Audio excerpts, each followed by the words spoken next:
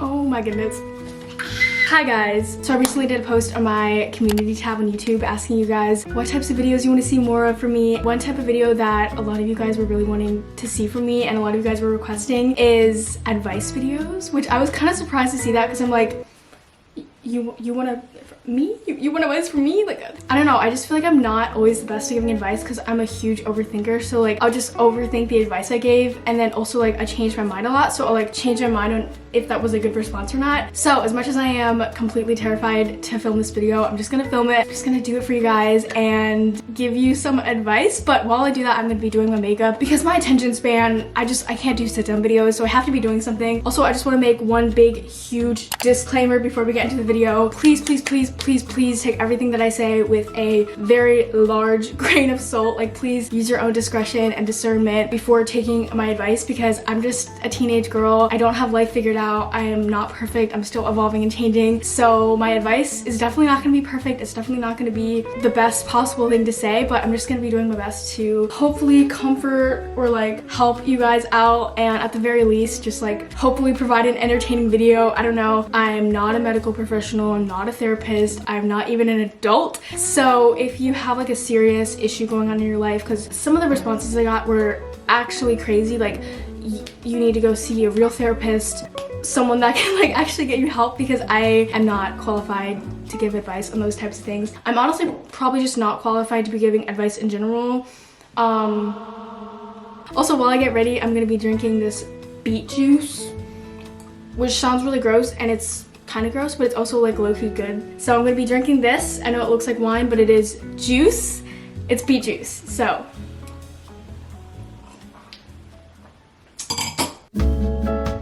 okay, so I gotta start by putting my hair back. I'm gonna be like probably looking to the side a lot because like I said, I have my giant mirror over here, but I'm also gonna be using the viewfinder.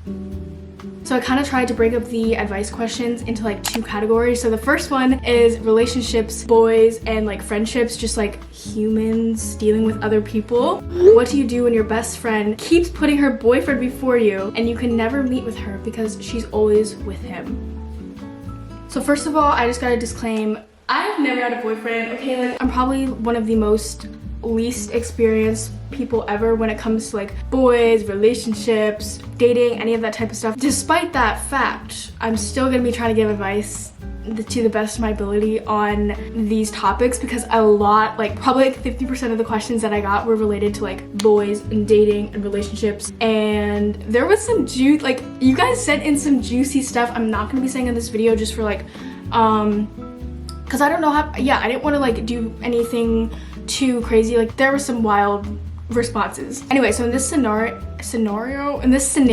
I feel like I need a little more context on this because if it's a brand new relationship, I would say give it some time because it's perfectly normal. I don't know perfectly, but it's definitely normal to like when you're in a new relationship to be very like obsessive almost and just like want to hang out with your significant other all the time. And I feel like once they kind of get past that like honeymoon stage, then she'll probably go back to like having a more healthy balance between like boyfriend and then like her other friends. But if they've been dating for more than a few months and she's still ignoring you, I feel like you need to talk to her if you haven't already. Like let her know how you're feeling, and if she's still not willing to change and like not willing to actually like have some balance between like you and her boyfriend, to a certain extent it's normal to prioritize your significant other, but if she's like not giving you any attention or time, you kind of gotta let it go and you kind of gotta just like move on and find other friends. And if it's meant to be, the friendship will come back and everything will work out. Okay, first question down. I'm kind of scared I'm gonna ruin someone's life with this advice. Like, I don't feel like my relationship is toxic. I just simply don't feel loved enough. My partner never asks me simple stuff like how my day was, and they don't even on my birthday. They swear they love me most, but I genuinely feel like they're not really in love with me. I don't know if I should break up with them because although there isn't anything too bad going on, I just feel like I deserve more attention. But then again, I'm not sure if I'm being dramatic or needy for just wanting them to care. First of all, the fact that your partner didn't even remember your birthday, that is a huge red flag for me. Like, you're done immediately for me personally. I feel like the basis of any good relationship, whether it's romantic or platonic, is like showing genuine interest in that person, remembering their birthday, asking them how their day was, like showing that you care about them. Like, that is the bare minimum. That is the bottom of the barrel minimum. So if your significant other isn't doing that, me personally, I would end it there. Just because the relationship isn't necessarily toxic doesn't mean that it's the best relationship for you at this time. But that's just me, you know. Obviously I need a little more context, like how old are you, how long have you been together, is your partner going through like a depressive episode or something, I don't know. But me personally, I would not tolerate that. Why did I just do that? I literally never do that. Why did I? So my best friend always breaks the girl code. She tells all my secrets and even talks bad about me. She even cheated on her boyfriend with my boyfriend. But then she's like, oh, I'm so sorry, I shouldn't have done that. And I always forgive her because I'm scared to be left alone. What do I do to get out of that situation? I'm so sorry to break this to you, but that is not your best friend. Your best friend is out there somewhere, but that's not your best friend, okay? Best friends don't cheat on her boyfriend with your, like, what? Also, please tell me that you're not still with your boyfriend that she cheated on her boyfriend with. Like, if you, this is so messy, but just drop her immediately. Maybe I need more context, maybe it's not that simple, but this is not someone that you want to be your best friend. You want someone that you can trust and rely on and tell your secrets to without them being told to other people. Like, this is an absolute no for me. Okay, this is a really interesting question. Do you think you can be close friends with someone who has different morals than you? So I think that this is okay to a certain extent. Like, you don't want to be friends with someone that like thinks it's okay to like unalive people or like steal, lie, like different things like that. Like, you definitely do not want to be friends with someone like that. That's not good for your own well-being, for your own safety, stuff like that. But when it comes to morals in the more like friendly term, I feel like it's impossible to find someone who has the exact same morals as you, just because we're all, you know, on different journeys and like we all have like slightly different morals. So yeah, I definitely think that you can use your own wisdom, because there's definitely a line. I'm not sure where the line is perfectly. I feel like I used to think that in order to be friends with someone, you have to like have the exact same moral compass as them and like have the exact same beliefs in like every way. But the beauty of life is that we're all different and like we can learn and grow from each other. Like, I know that there's probably a lot of areas in my life that I'm probably wrong in, you know what I mean? And there's other people, like no one's perfect. And so by like having different ideas and morals in a sense, or like opinions, stuff like that, we can learn and grow from each other. Advice on feeling like you can't open up to your best friend because it feels like she doesn't care. So I'm gonna be quick on this one because I've kind of already answered a similar question. Communication is so key in like any relationship. Before like completely cutting someone off or, you know, just like making assumptions about them, make sure that you have a conversation. Like, you actually sit down, not just over text, like actually sit down with them in person, have a conversation, tell her how you're feeling, ask her if she's willing to change. Maybe she actually does really care, but she doesn't know how to show her emotions, she doesn't know how to process them. Maybe she's going through something, maybe she doesn't even realize that she's hurting you. I feel like a lot of times we just assume that people know that they're hurting us, or like that people know exactly how we feel, but like if you don't process your emotions and if you don't tell people how you're feeling, they're not gonna know. It's just that simple. So make sure that you're communicating, talking it out, and then if she just truly doesn't care or like she doesn't put in that effort, then maybe you can still kind of be friends, but like definitely find yourself a better best friend, because a best friend should be your absolute best friend. You can trust them, they care about you. Like I said, like a huge part of any type of relationship, platonic or romantic, is just like the other person showing that they actually care about you, putting in effort, and it being very genuine and like it flowing freely. It shouldn't have to be forced. Like, you shouldn't have to pretend that you care about someone. Okay, this is a bit dumb, but I had a crush on somebody and I told him that I liked him and he answered that he liked me too. We are talking every day, but we're not in a relationship yet as we weren't friends and we were not talking school, so this has to be done first. Yesterday we talked for the first time, but I'm not sure if I like him. But if I tell him, it will hurt him so much because he always says that I'm the only thing that makes him happy and I don't want to hurt him. What should I do? Any advice about it? Anyways, I'm a big fan of you, Erika. We love you so much. Thank you. I love you too. This is definitely a difficult situation and I have been in like slightly similar situations before in the past. It's a really hard situation to be in, especially if they're like a genuinely nice person that's like, you know, amazing and incredible and like you get along with them, but there's just not that like romantic spark. You definitely have to be honest with them before it gets too bad, because the more that you like push it off and like, oh, I'll tell them eventually, like whatever, they're gonna continue to get more and more attached, and then it's just gonna make it harder down the road, because eventually you're gonna have to tell them that you don't really like them. And then yeah, I think it's just better to like rip off the band-aid. And another thing that is easy to do in this situation is be like, oh, someone likes me, and like, ooh, like what if I don't ever get this opportunity again, or like you just kind of like the validation. The most mature thing to do in this situation is to let the person know in a kind way, you know, you don't have to be mean or rude about it, that they're a great person, maybe you can be friends, maybe you can't, I don't know, but tell them right away so that they don't build too much attachment, so that they can move on, so that you can move on, and that way everyone's good. So I have this friend group and I love them a lot. We are all really close. But recently I have noticed that they're starting to leave me out. For example, they always post going out to dinner without me on the Instagram and stuff. And when I hit them up about it, they always say that it's either that they forgot to invite me or that they thought I was busy, question mark. They also make rude comments towards me and laugh a lot about it, but it always makes me feel really bad about myself. Do you have any advice on how to deal with this? I really need your help because it's starting to affect my schooling life altogether. Thank you so much and I love you. Also, I love you so much. First of all, you gotta talk to them, you gotta tell them how you're feeling, and if there's no change after you tell them how you feel, you gotta let it go. Try to find new friends, because like when you're in high school, you can't expect to like have your whole friend group figured out, because a lot of like those people, once you graduate, you're probably not really gonna like interact with them again unless you're like, you know, you're really good friends. So like if these people like aren't really treating you the best, just remember that like you're gonna find other friends in life, and you might even find other friends within the next month or two. I feel like me personally in this situation, I wouldn't settle for it, because I'd rather hang out by myself and like be happy on my bed with a face mask watching a movie than go hang out with friends that make me feel like crap and that treat me miserably. And also, I'm sure you're like an amazing person treating them with kindness, but make sure that you are not reciprocating that mean energy, and make sure that you're spreading love and kindness.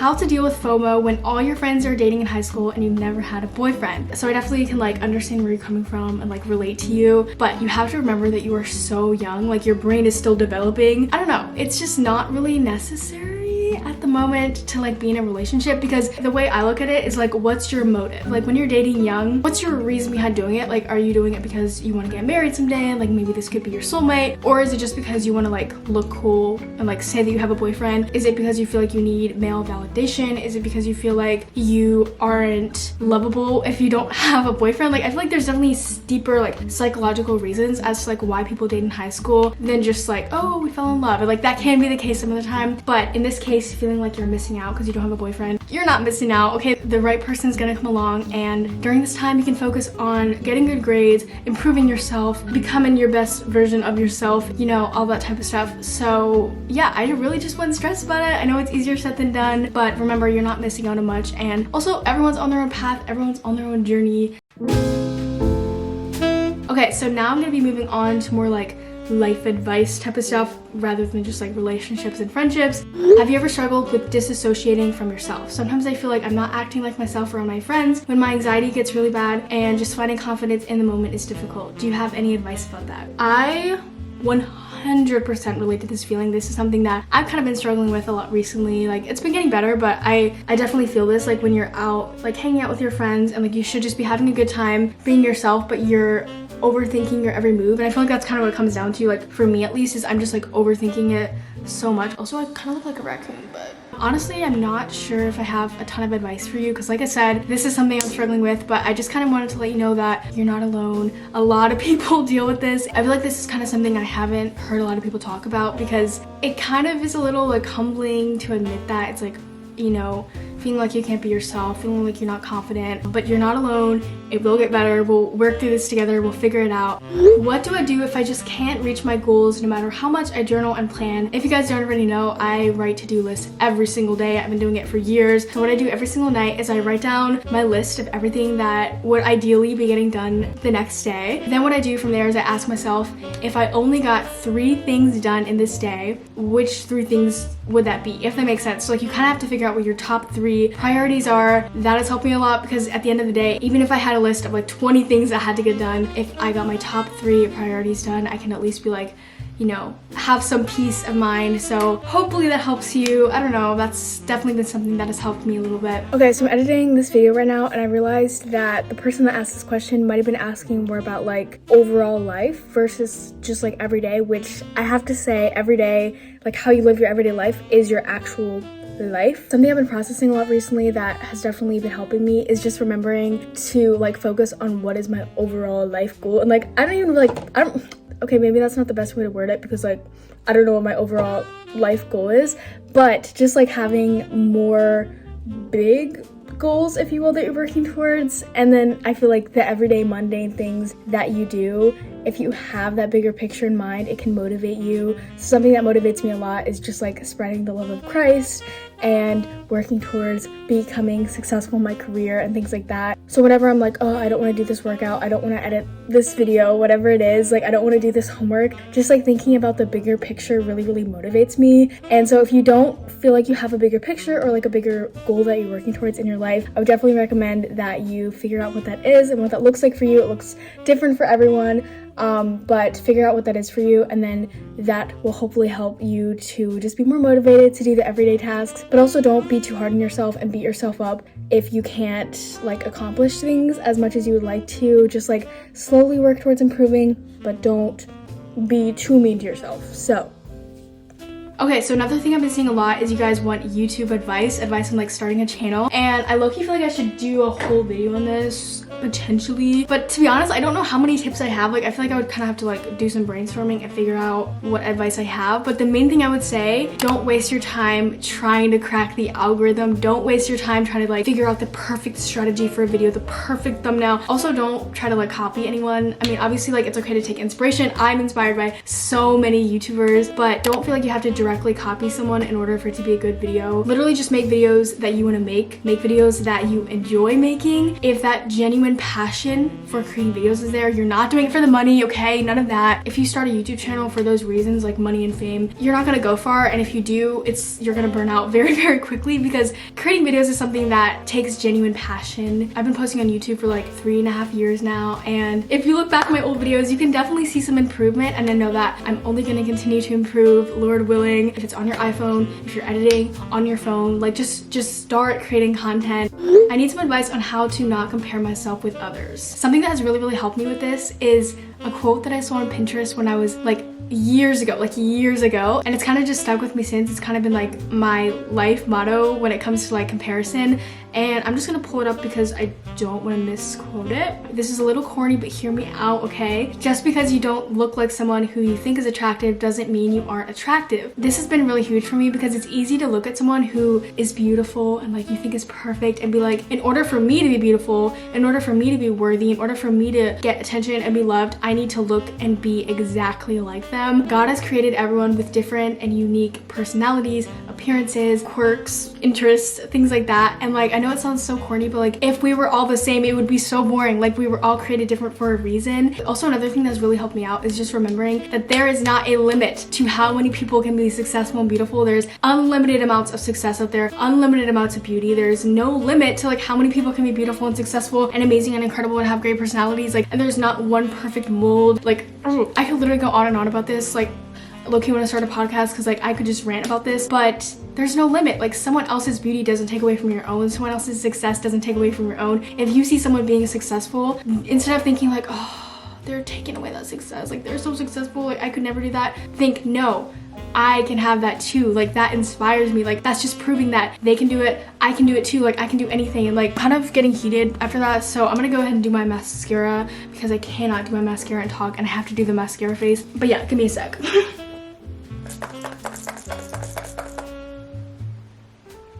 Okay, so I'm gonna answer one more question, and that is advice on how to find your style. I definitely recommend finding people that you really like their outfits, like finding a bunch of those people, and then kind of like almost using their outfits, and like if they give outfit tips or anything like that, like using that as a baseline to create your own style, just picking out pieces of their outfits, of their style that you like, and then ignoring what you don't. Also, I feel like with style, there's a lot of trial and error. There's a lot of like figuring out what looks good on your body type, what makes you feel confident. There's a lot of different styles that I can appreciate, or like I think they look cute, but at the end of the day, I don't feel confident when I wear them, and it doesn't really work for me. So you kind of have to figure out, you know, what you like, what you feel confident in. Okay, so I'm officially all ready for the day. This is the look. Let me show you guys the outfit. I'm not gonna lie, I'm kind of obsessed with this outfit. I'm feeling very cute, very confident. So I have this white lace tank top and then this kind of like crochet cardigan, and I actually thrifted both of these. I thrifted this and then my sister thrifted this, and then I have a pair of jeans. And if you didn't already know, this is kind of a big milestone accomplishment for me. This is my first pair of jeans ever. This is my first pair of jeans I've ever owned. I have been missing out. These are from Cotton On. They're kind of like